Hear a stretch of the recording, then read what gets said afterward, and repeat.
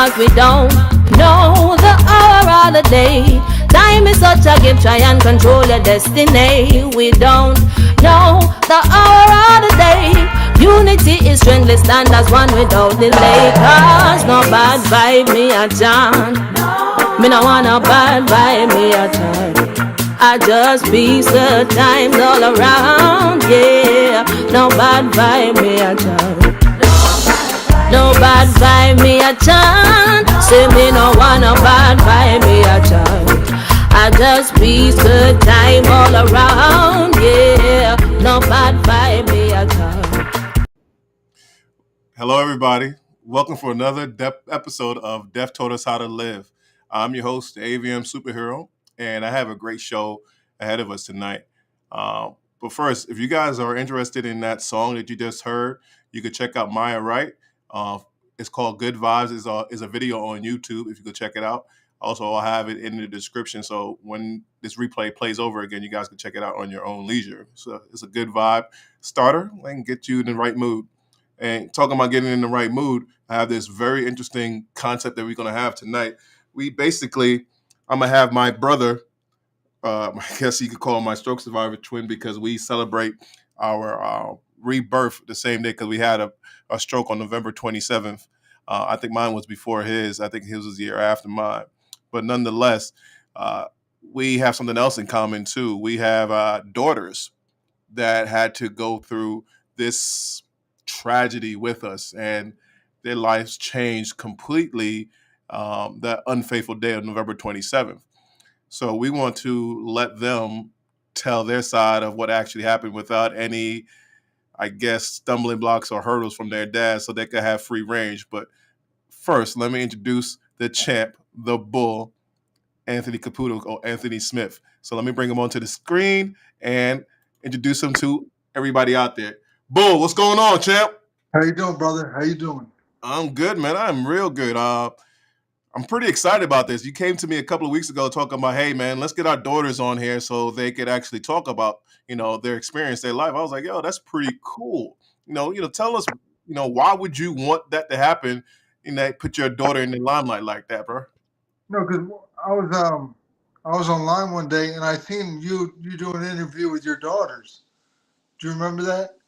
You did something with your daughters that was something, and I was like, why don't we do something? Why don't we make something happen so they can talk or whatever and share their story? Because it's always us talking. Why don't hear it from their mouth? I agree with you completely, sir, because it's like, everybody hears what happens with the stroke survivor, or they might hear what happened to their caregiver, but the children, that's the most important part. So I think it's kind for us to get out the way and let them have the show and explain their feelings to the audience out there of what actually happened to them in their lives, and understanding their hero, the first lover that they have, all of a sudden has to be a person they need to take care of. So why don't you bring your daughter on? I'll bring my daughter on and give them the show. How about that? Beautiful, beautiful. All right, bro. Viviana, Kyra, ladies, welcome to Death Taught Us How to Live. This is your show, ladies. Do what you got to do. We're going to get out your way. Okay. Hi. So I guess we just get right into it. Yeah. Why don't we talk about our lives like before our fathers had the stroke? Like, what was it like day to day? Oh, what did you say? Sorry, I'm so sorry. Let's talk about what our life was before our fathers had the stroke. Like, what was it for you? So, it was like normal. Like, I don't really know how to explain it, but it was just like, I don't know. We just had like a really great bond, but like when he did have the stroke, it was like my mom didn't really tell me, and then like, yeah, like that's like what.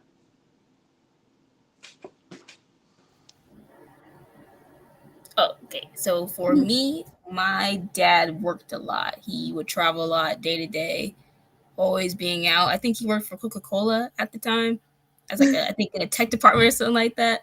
And he was always out, always always traveling. He was there for like important things like our birthdays and anniversaries with our mom, and like took us on trips and stuff like that. But for the most part, he was never really home. But the day that his stroke did happen, my sister and I were going to a private school, a private Christian school. My mom was driving us back home from school. Our mom got the call. Our dad was driving at the time.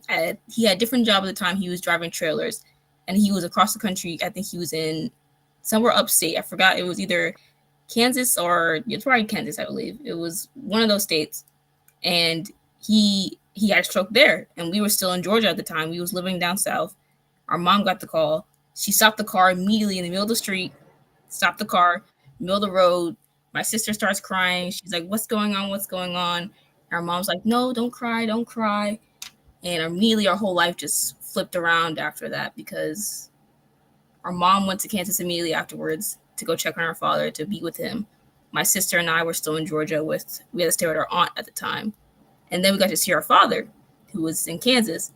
And when we got there, it was heartbreaking to see him like that, for me at least, because one, I barely ever saw him, but when I did see him, he was always in a good mood. He was just, upbeat. And when you know something was wrong, you could know something was wrong, but otherwise he was just out there. He used to play basketball.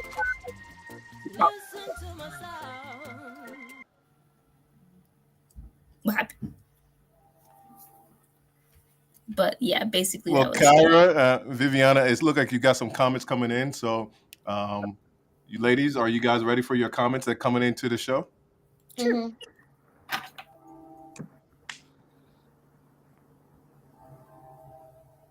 Oh my gosh.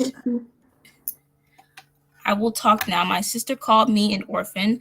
I will be crying and throwing myself into a hole. I will never be put down by my disguised sister again. She is orphan, not me. Well, I'm glad that you are pushing that behind you.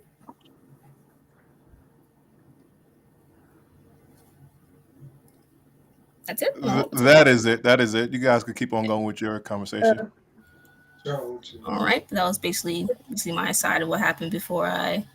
Like, how old were you? Like when he had like your stroke, like he had his stroke, and you had to like go. I believe I was 13, and my sister was about to turn 12. Because at the private school we were at, we celebrated birthdays there because it was a very small school.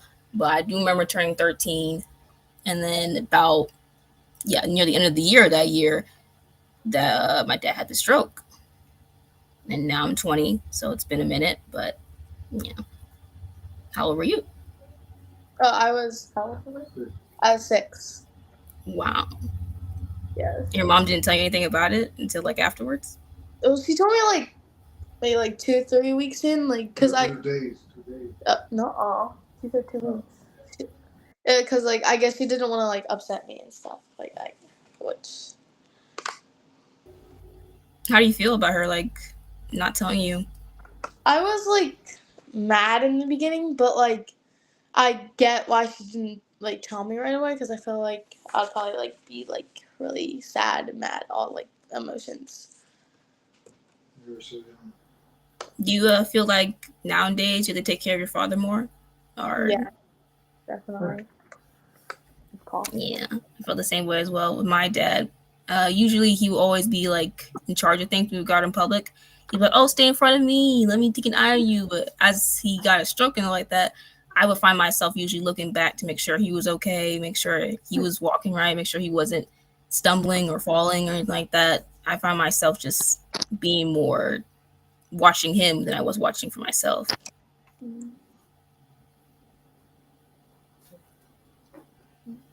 Do I ask a question? Like, here, I have a question. Like, what was like the most like difficult thing like you had to like handle? Like, I don't like let's say like the thing that most changed, like that you used to not do. Like, let's say, I don't know, but like like what changed the most? Well, I would say a lot, really. My parents were together at the time when the stroke happened, and then afterwards they got a divorce.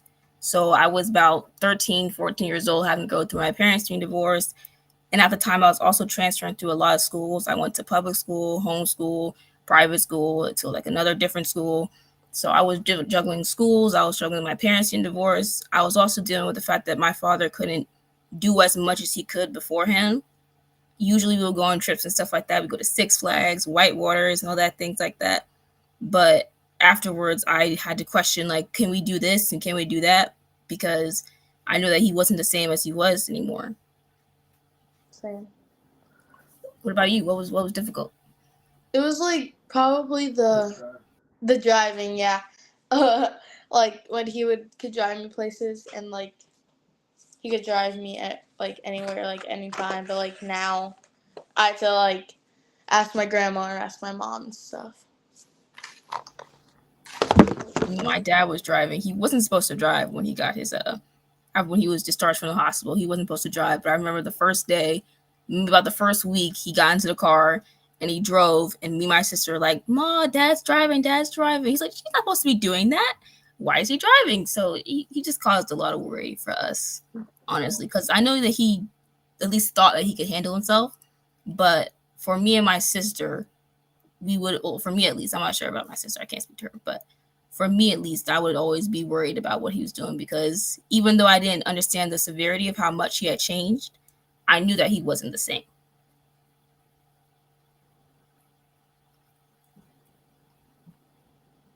So relationship-wise, how did you guys want to say that? Hold on, ladies. This is a pretty interesting story and concept that you guys talking about here. I would really like you guys to go a little bit deeper into this. Viviana, if you could remember how your dad was before and the difference of what happened to him and what happened afterwards and what kind of dad came back from the hospital, if you could explain that. And also, Viviana, can you move a little bit further into the camera because you're off camera and your head is getting cut off? I told you that to do it this way. But I was like, So while you adjust, we'll get Kari's answer and perfect. You're good there. What's the question? So let's talk about that. Let's talk about, the days before and the days after, if you do remember, Viviana. well, my dad, before he had a stroke, he would, a lot of time, he would, in my grandma's garage, he would train people for boxing. And then, and yeah, and where'd you work at? Like the farm? Yeah, and he worked at a school, and he worked on a farm with animals. And then it changed after like he had a stroke, because then he had no job, and like it just felt different, because like I knew it was like the same person, but like it just felt like different after he had his stroke, because he couldn't really do many things. Yeah. I'm very curious about this because I heard my daughter say the same thing too, Viviana. Like, what does that mean? Like, he was different? Because I don't even think your dad understands what you mean by that. Because we think we are the same person, Well, but our lives are different. We act different, I guess, and we do things different. Like, I want you to, if you can, explain that to everybody so we could get a good understanding as stroke survivors, what you mean as we was different, so we can know how to deal with you as our children. yeah.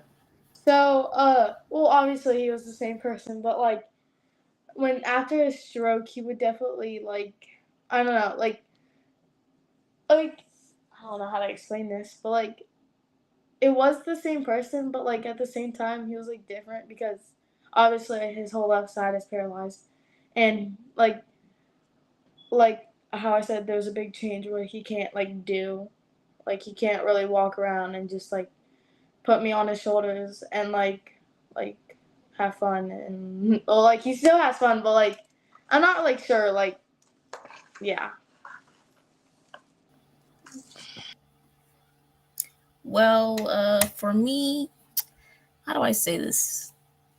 Growing up, like I said, my dad really wasn't really around, but I can't really remember the conversations I had with him before he had a stroke, even if he was around. Like sometimes we would have like minimal conversations, but day to day, I can't remember like the main topic we had or what we were talking about, how the conversation went along or something like that. But after the stroke, I do now know or remember having a lot of conversations with my dad where either they be repeated or he doesn't understand what I'm saying, I don't understand what he's saying, and it's just a bunch of back and forth. Honestly, it could be a lot complicated because I know that my dad before the stroke would have been able to comprehend what I'm saying, or at least try a lot harder to understand what I'm saying. But these days, it's just like one thing gets to him, and he sticks on that one topic the entire time, and I can't like get him to drift off of that topic when I'm trying to explain what I want him to understand.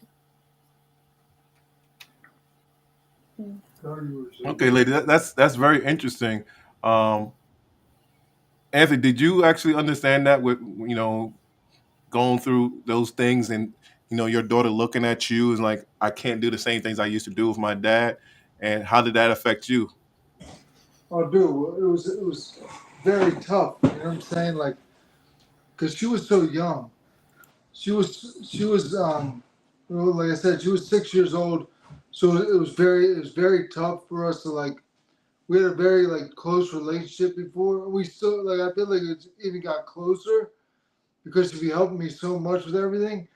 But I felt like the hardest part was like not being able to do for her because I'm 50% blind, so they took my license, so I can't even drive no more, and that really affected her. That really affected her because I would pick her up whenever she wanted to, because me and her mother were separated anyway, and it was just becoming. It was so difficult, man. It was so difficult.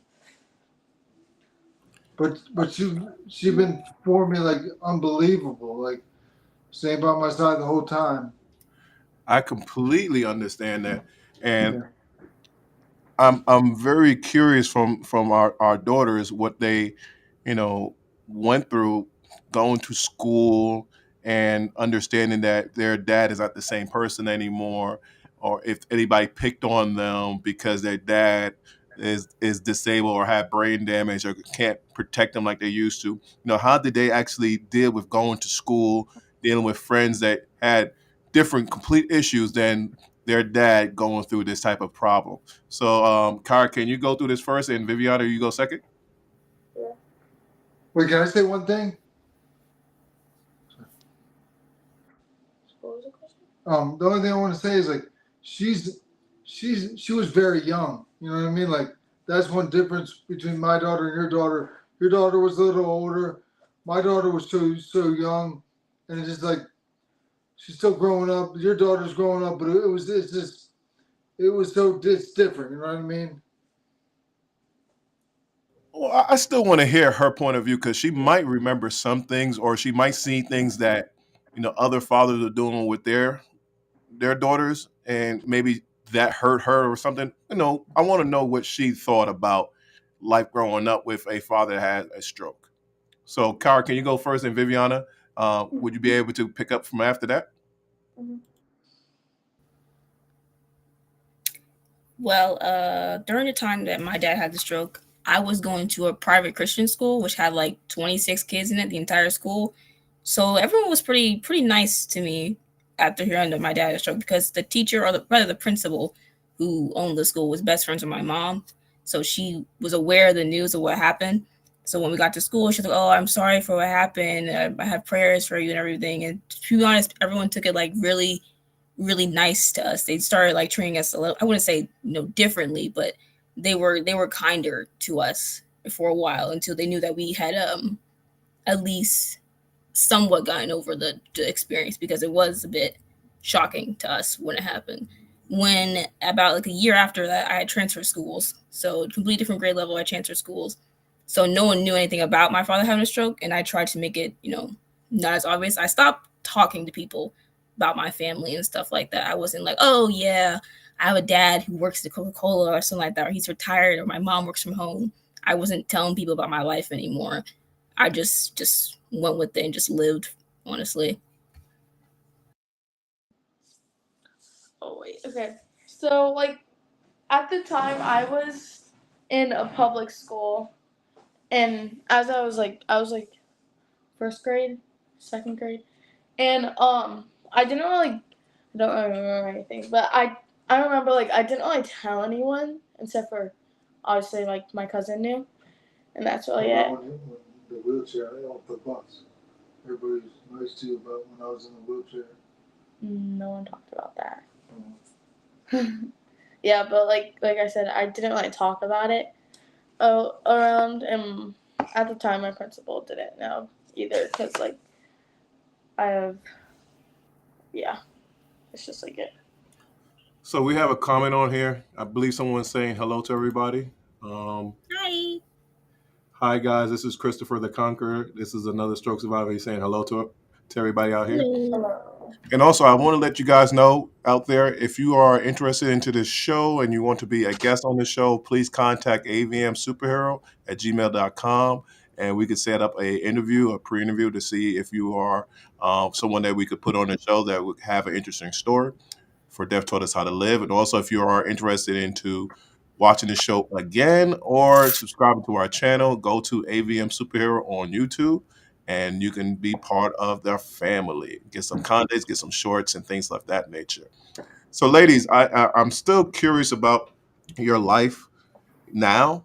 Like, did you guys have to grow up, Vivian, especially you were 6 years old. You probably didn't remember too much of your dad beforehand, but now you have this dad that uh, is a great person, and you want to do certain things. Do you feel like you have to be much older than the kids that are your age, that's 12 years old, or do you feel like there's no difference than everybody else that you're around? I feel like I'm like, I forgot the question. Well, like I feel like I'm like the same. I feel like I'm not like that much. Like I don't have to be that much older to be with like the 12-year-olds. But yeah, because like right now, like I feel like if I can ask my dad something, he'll like try his best to get it for me, and I feel like I still have to be mature, but like I'm not like I'm so like I don't know. I'm just yeah. Well, I look at both of you two, and I see where you are, Viviana, because I remember where Kyra was, and I can remember, how it was growing up in that particular situation. I know that they used to tell me, Dad, we had this, we had that, and now those things are not available to us anymore. Things are just completely different. Kyra was saying earlier that I was rarely around because I used to work a lot. You know. And they was around their mother because her mother was a stay-at-home wife. And I was always traveling all over the world, all over the country to do different things to make money for the household. I don't know if you remember when your dad boxed or anything like that, but I can imagine it was the same type of way. And now he has more focus to deal with you and, you know, to be really around to nurture you, to guide you. I know for me, and I'm just trying to figure out for you guys, and this is for you too, Kyra. How is it when your dad is telling you things and you know that there's another way of doing it, but you basically pacify us because you know it will help us be a better father for you? Do you have those situations? And if not, just say you don't. But if you do, let us know. Kyra, you can go first, and Viviana, you can go second. Wait, can you rephrase that question? Were you asking? Rephrase it. Is Yeah. there situations that I would tell you something and you're looking at me like, that's not really right, but I'm gonna do it anyhow because it's my dad? Right.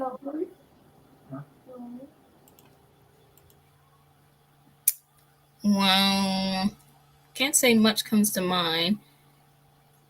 Hmm. I do feel like you do say some things where I'm just like, that don't sound right. And usually I just go with my gut, or I compare I guess you could say your input to mom's input and decide what's best from there. But I don't say it happens often because majority of conversations we have are just like random topics or just a confusing topic where we having trouble understanding one another. For me, oh, I can't see myself.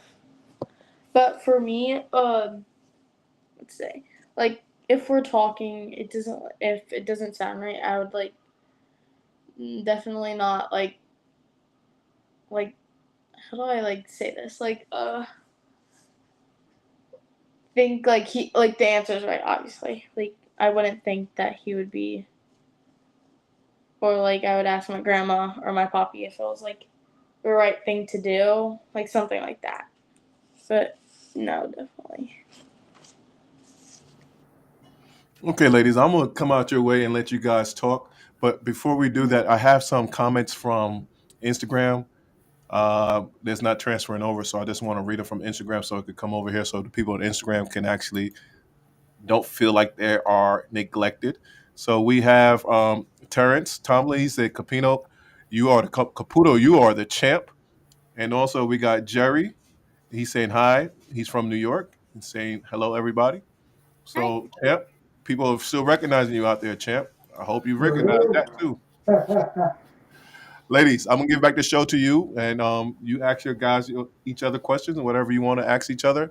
If there's any tips or any advice that you guys want to give each other, feel free to talk about that now. Especially for the people that out there that are children that are going through this. Give them some pointers of how to deal with a father that had a stroke.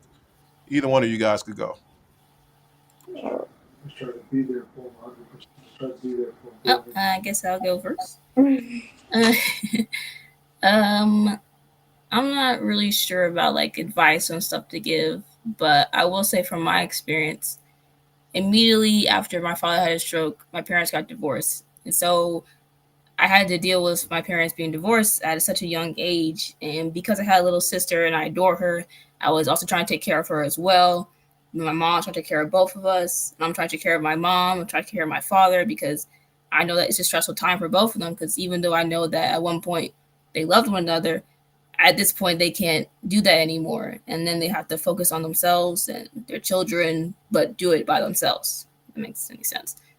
So for me, it was stressful to say the least. That's just my personality, to be honest, because I care a lot about other people, especially my family. For me, it was very stressful because I tried to make sure my father was okay and he wasn't even in the house with us. I tried to make sure my mom was okay because it seemed like she was going through a lot of stress with taking care of us, finding a job, getting money, making sure that all of us are still fed, still eating.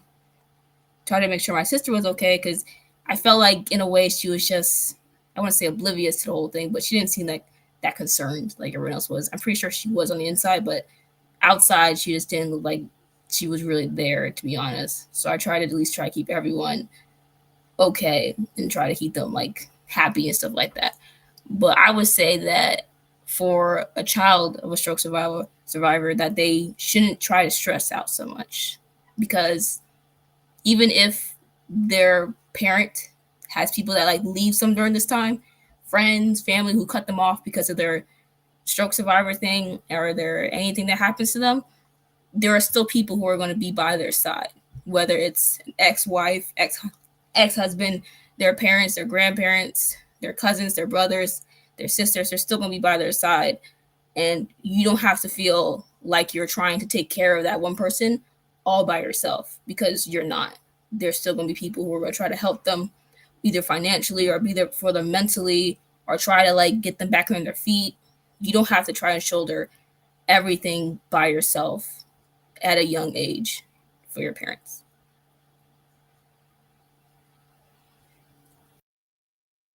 Oh, okay, my mom. I would say like for advice, like never like lose hope for like your father or like your mother, but I'm so blanked out. Like I don't know what to say. And like yeah, like never lose hope because like you never know what could happen in like the future. I need to fix this, but like yeah, I'm so blanked out. They just try to stay by their side. Try to stay by their side. And like always help them like when they need it. Right, be there for them. Dad, what are you doing? Well, let's see. Are you an only child?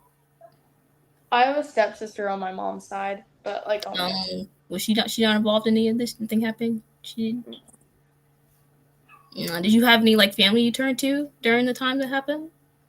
Yeah, definitely like my grandparents and probably my aunt.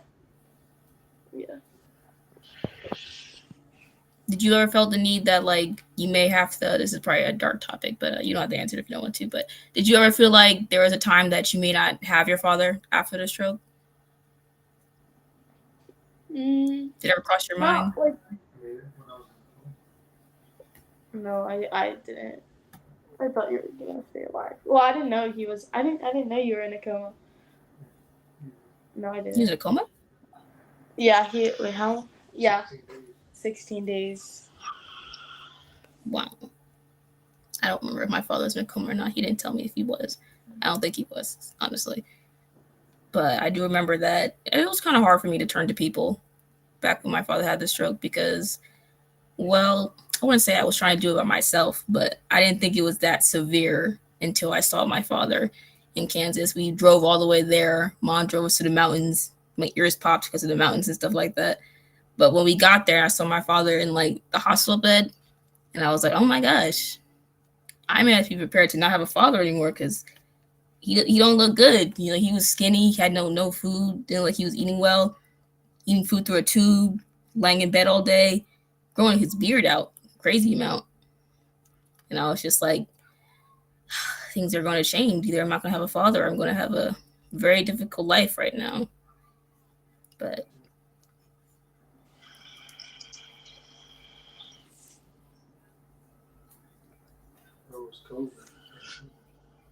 Oh, when my dad was in a coma, well, not a coma, when he had a stroke, it was like it was COVID, so we actually couldn't visit him.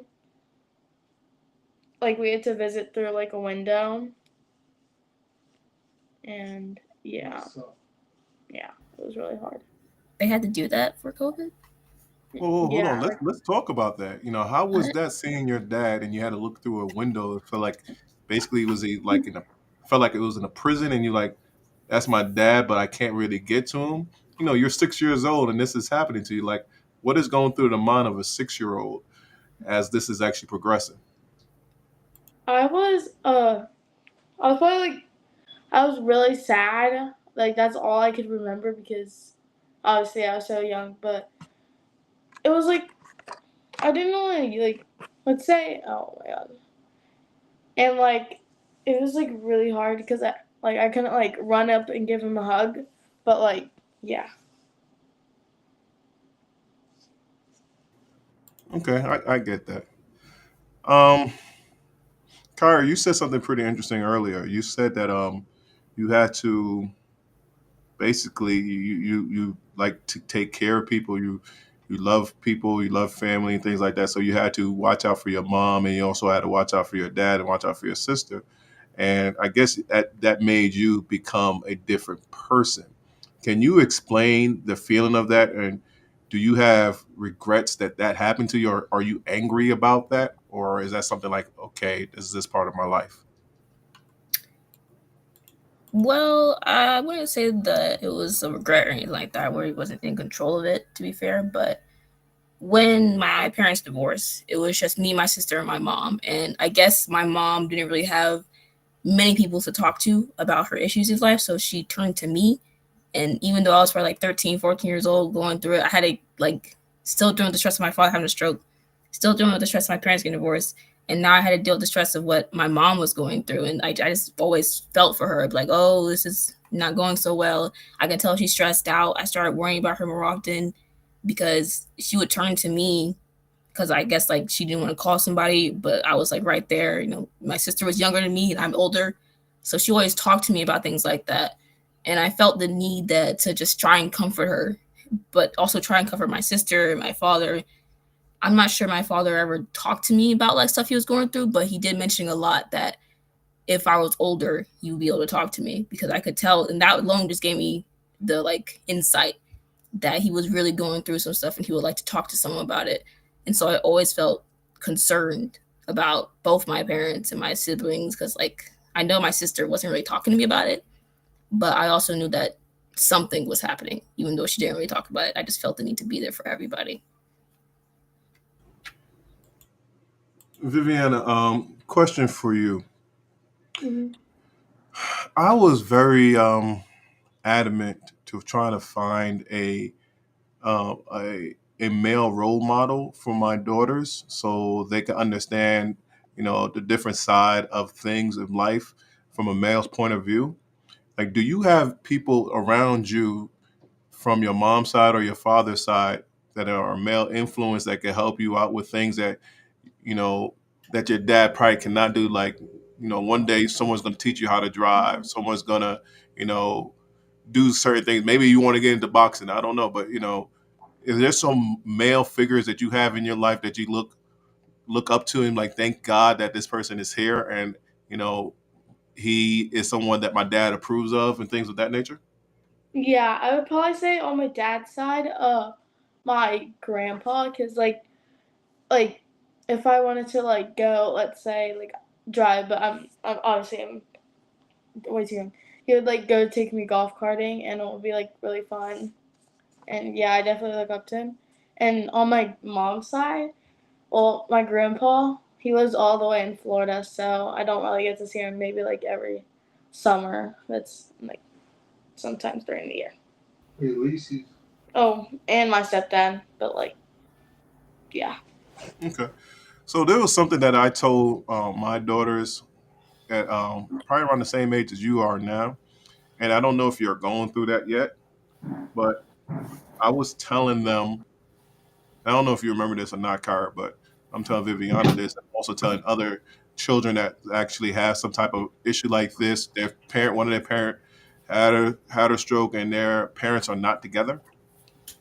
And, it's a very troubling time. And Viviana, you're about to become a teenager. A lot of things is about to change in your life. You're about to become you turn it into a teen, then you're going to be turning into a woman. It's from a little girl to a woman. And there's going to be a lot of influences out there. And this is what I told my daughters. I was like, you have two people that love you very much. You have a mother and a father. We don't see eye to eye. We might even argue. I don't know if your parents argue or not, but just take both of our information because we're both giving you great information for you to live, to be a better person. We both want to see succeed. You know, do you see that within yourself, Viviana, that you understand that maybe your mom and dad don't see eye to eye, but you take their information and help mold yourself into who you are? Um, well, like I feel like my parents do get along with, but like they don't really talk like back and forth like every day. But I would definitely like take my mom's word for it and stuff, and my dad's. What about do you take, like, if you have an issue, Mm, I don't know, whatever issue you have, do you seek both of their advice and then put them together so you can actually understand what you need to do? yeah, yeah. Okay, so that's why I was saying that because, Kari, do you remember me saying this to you? A bit. Yeah, Said a bit. a little bit. Well, A little bit. I get it, but I just, and Anthony, if you could chime in if you can, but it was very difficult for me to understand that I could not be that guy for my daughter anymore, and I had to really literally step aside and let other people help me father my daughter. Did you have that same type of revelation, and was you okay with that when you found that out?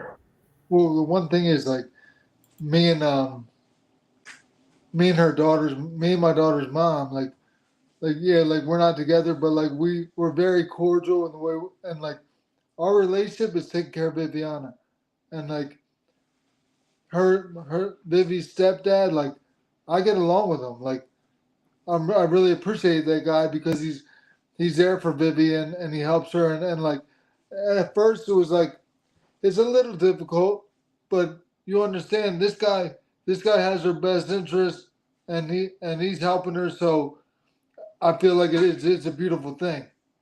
And you know what I'm saying? That's exactly what I mean. Like, Yeah. I I'm not sure that other people understand that, especially No. when as us as stroke survivors. Yeah, we might have our pride could come in like, dag, I don't like this. But then you sit back and look at it like, if he's really taking care of my daughter or daughters, my son, whoever, I'm not mad at that at all. As long as that they really have my child's interest in heart, I'm cool with it. And that's really like, that's really mature. I feel like you got to put your pride aside. You got to put your ego aside. You got to kill that, because if somebody's really wants to step up and help your family out, you can't be mad at them. You got to bless them. You know, you understand what I mean? Like, it's very. I feel like that's very special to have that. To have somebody else in Absolutely, it. It's amazing. absolutely. Because I look at it as um, if you and I both, we both very, I guess, before our stroke, very arrogant, very Oh, alpha definitely. male type of dude, Yup. and all of a sudden now we have to rely on somebody else to do our job, and our pride kicks in at first, and then afterwards you're like, okay, this needs to be done, and Yeah. we respect the person that actually wants to step up for it. So I say this to the point of, for the people that's out there that are struggling, they went through a divorce or they went through a separation, and another person's in your child's life, you have to really sit back and like, if they're really doing their job, why would you fight them? Like, you have other things that you have to worry about, as in trying to get better, trying to get stronger after your stroke, and after 2 or 3 years, if you get your conscience back, if you can have conversations, I don't care if you have aphasia or not, you know, what is best for your child, and just to fight it, to have that pride to kick in and saying, well, I don't want this to happen because this that don't be raising my daughter. Like, you really don't have a fighting chance in that, because you're struggling to walk, you're struggling to talk, you're struggling to swallow. Why are you going to fight someone that really loves your child? Whatever that relationship it is with that child parent, that has nothing to do with you. As long as your child is being respected, as long as your child is being loved, and as long as your child is still recognizing you as their father, what's the point of you fighting them? Do you agree with that, sir? And oh, absolutely. And let me tell you my experience. Like, because I was I was a professional boxer and stuff like that, tough guy, blah blah blah. So like, sometimes the guys that my Vivi's mom would date would be like kind of timid or like scared of me for no just because of who I am. But like, this guy was it was the day I had a stroke the day after Thanksgiving. But Thanksgiving Day I went to go pick my daughter up at her with her mother, and he came. That's the first time I met her husband to be now, and he came right up to me, he shook my hand, he introduced himself. So I had respect right then for him. You understand what I'm saying? Like, he showed me who he was right then by just coming in, shaking my hand like a man, like not being timid or nothing like that. So I knew he was good people. I knew he was going to be okay. And ever since then, like, I had a lot of respect for him, and it's been so good. Anthony, I completely understand what you're saying, but before we go and let the ladies close out the show, I want to know, what have you done that got this place of peace? Like, how come you're at this place now? Like, I was telling us before that, we was this alpha man, you was a professional boxer, and now you can't box, you can't drive. What got you to this place where you are now, that you're at peace and you can actually live the life that you're living right now for you and your daughter? Honestly, man, after my stroke, I still tried to be that like crazy guy, fun guy, like partying, like having fun. I would do anything, and it just wasn't working. I I found God through the way, and that's what changed everything. That's what gave me the most peace in the world, man. When you don't live for yourself and you live for God, everything changes, man. Everything changes. That's what Well, I could dig it. I dig it. I dig it. So, you know what I you mean? gave Like, your life over to God, and then everything has got better and peaceful. I could really respect that. But Anthony, we have hogged up too much time. Let's let the ladies close out the show, whatever comments or anything they have, and let them close out the show and have a good night, sir. And I really appreciate you having your daughter on this show. And I'll get out the way. And Viviana, you and Kara could close out the show and tell everybody anything that you want to tell them about being a daughter of a stroke survivor.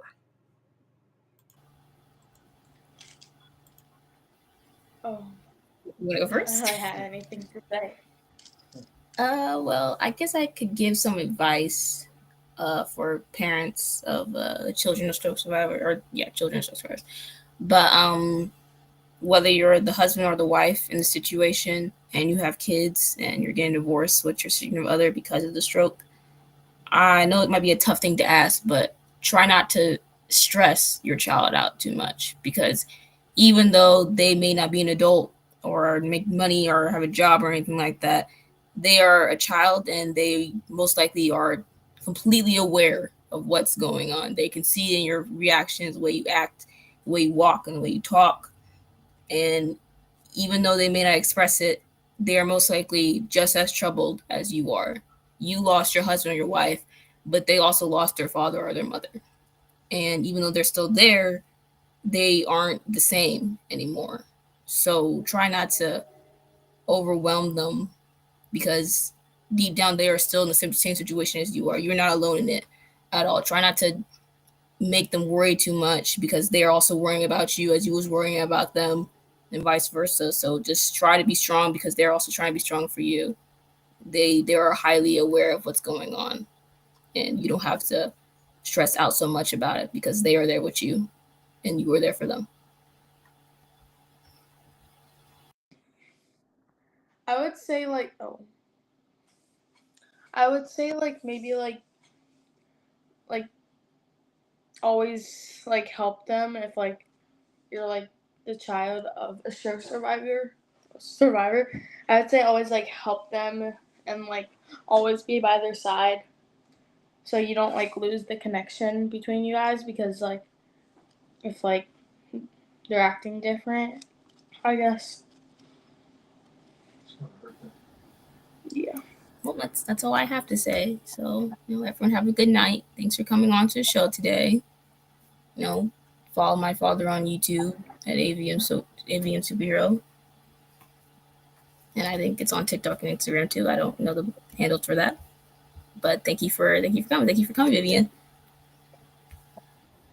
Thank you for inviting me.